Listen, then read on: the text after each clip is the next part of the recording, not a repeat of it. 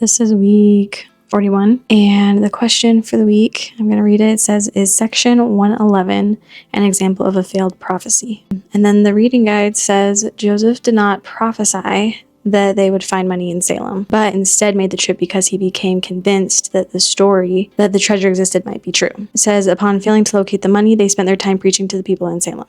This became evidence to the leaders of the church that the treasure referred to by the Lord was the conversion of the people in Salem to the gospel. In 1841, which is 5 years after the revelation was given, Erastus Snow and Benjamin Winchester were called to serve a mission in Salem. Canon notes that the elders were sent explicitly for the purpose of fulfilling the revelation. And then it talks about Hiram Smith and William Law.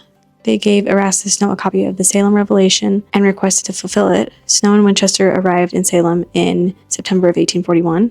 They preached at public meetings. They published a pamphlet addressed to the citizens of Salem and challenged the notorious Mormon apostate John C. Bennett to debate. Their efforts bore fruit. By March of 1842, they had organized the Salem branch with 53 members, and by the end of that summer, the branch had 90 members. So some growth. These conversions were sufficiently noticed to have been commented on by two of Salem's newspapers in the Salem Gazette on December 7th, 1841, and the Salem Register on June 2nd in 1842.